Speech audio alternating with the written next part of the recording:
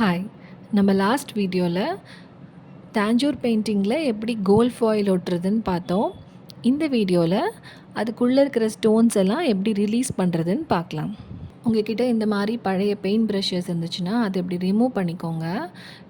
Remove பண்ணதுக்கப்புறம் இந்த உள்ளே இப்படி ஒரு ரவுண்டாக இருக்குல்ல, இதை யூஸ் பண்ணி நம்ம ஸ்டோன்ஸை ரிலீஸ் பண்ண முடியும்.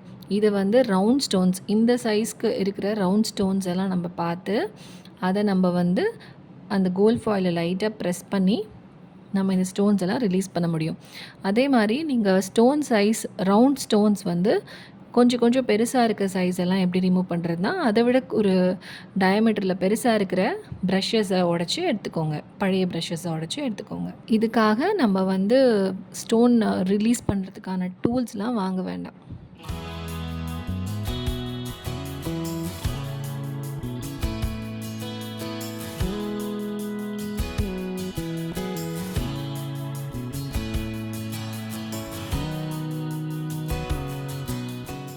இந்த மெத்தட் யூஸ் பண்ணி நம்ம ரவுண்ட் ஸ்டோன்ஸ்லாம் ரிலீஸ் பண்ணிக்கலாம். ஸ்கொயர் ஸ்டோன்ஸ்லாம் ரிலீஸ் பண்ணுறதுக்கு ஏதாவது ஷார்ப்பான ஆப்ஜெக்ட், டூத் பிக் இல்லைனா நான் இப்போ பேலட் நைஃப் யூஸ் பண்ணுறேன், அந்த மாதிரி ஏதாவது ஷார்ப்பான ஆப்ஜெக்ட் யூஸ் பண்ணி ஃபோக் கூட யூஸ் பண்ணலாம். ஆனால் கேர்ஃபுல்லாக பண்ணுங்கள்.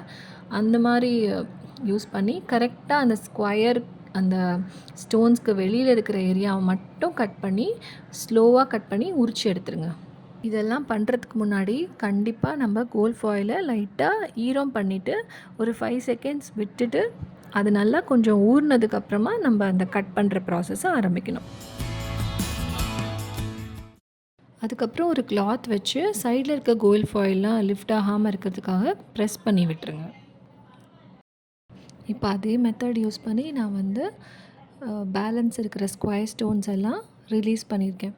இதே மாதிரி இந்த சைடும் நான் ரிலீஸ் பண்ணியிருக்கேன். நீங்களும் இந்த மெத்தட் யூஸ் பண்ணியே ரவுண்ட் ஸ்டோன்ஸையும் ஸ்கொயர் ஸ்டோன்ஸையும் ரிலீஸ் பண்ணிக்கோங்க.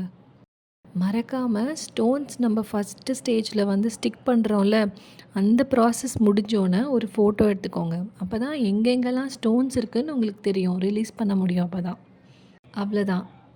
இப்போ நம்ம ஸ்டோன்ஸ் எல்லாத்தையும் ரிலீஸ் பண்ணிட்டோம். நம்ம நெக்ஸ்ட் வீடியோவில் இந்தியன் இங்க் யூஸ் பண்ணி எப்படி இந்த கோல்ட் ஃபாயிலை ஹைலைட் பண்ணுறதுன்னு பார்க்கலாம். Thank you.